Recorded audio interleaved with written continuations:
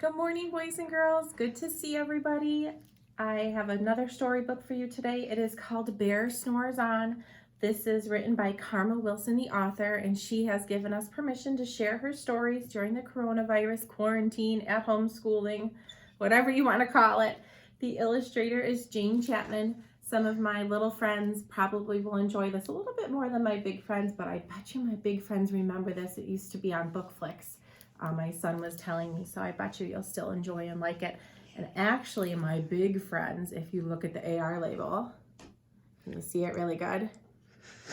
It is a 3.0. So my big kids, you might enjoy listening and taking an AR quiz on that one too. Bear Snores On by Karma Wilson.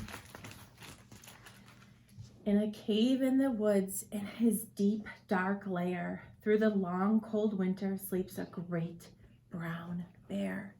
Shh, sleeping Leo. Cuddled in a heap with his eyes shut tight, he sleeps through the day, he sleeps through the night. The cold winds howl and the night sounds growl. Can you see those tiny letters? But the bear snores on. I wasn't sure whether to read this one because it's a snowy, wintry, hibernating book, but I know today is supposed to be cold and maybe get a few flurries, so it might be a good one for today. An itty-bitty mouse, pitter-patter, tiptoe, creep crawls in the cave from the fluff, cold snow. Mouse squeaks too damp, too dank, too dark, so he lights wee twigs with a small, hot spark. Why do you think Mouse is coming in? Maybe you can turn and talk to a friend or mom or dad about why you think Mouse is coming in. The coals pip-pop and the wind doesn't stop, but the bear snores on.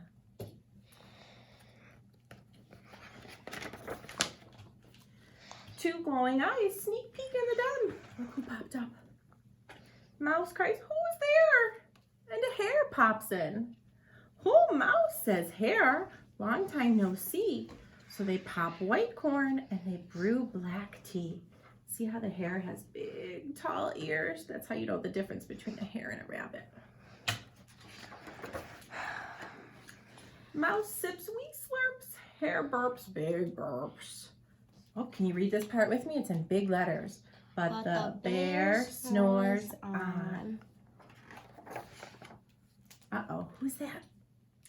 A badger scuttles by, sniff snuffs at the air. "I smell yummy yums, perhaps we can share." "I've brought honey nuts," Badger says with a grin. "Let's divvy them up, cozy down, and dig in." Now, divvy is a big word. I wonder what divvy means. Especially my 3rd, 4th, and 5th graders. If you divvy something up, what are you doing? You're dividing, you're spreading it out. And they nibble and they munch with a chew, chomp, crunch. Here's the part I need your help. But the bear snores on. A gopher and a mole tunnel up through the floor. Then a wren and a raven flutter in through the door. Mole mutters, "What a night! What a storm!" twitters wren. And everybody clutters in the great bear's den. There's another big word, clutters. I wonder what clutters mean. They tweet and they titter, they chat and they chitter, but the bear snores on. In a cave in the woods, a slumbering bear sleeps through the party in his very own lair. Lair, what's a lair? Do you remember what a lair is? Hopefully you're saying it's like a cave or a den. Hare stokes the fire, Mouse seasons stew. Then a small pepper fleck makes the bear, uh-oh. If you had a little fleck of pepper right here under your nose, what would you do? Achoo! He blows and he sneezes and the whole crowd freezes. And the bear wakes up. Bear gnarls and he snarls. Bear roars and he rumbles. Bear jumps and he stomps. Bear growls and he grumbles. Uh-oh. You snuck in my lair and you've all had fun. But me, I was sleeping and I have had none. And he whimpers and he moans, he wails and he groans, and the bear blubbers on. Ooh, what does blubbers mean?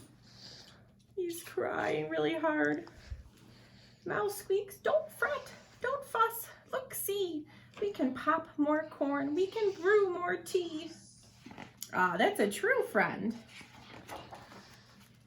Bear gulps, bear gobbles, he sighs with delight. Then he spins tall tales through the blustery night.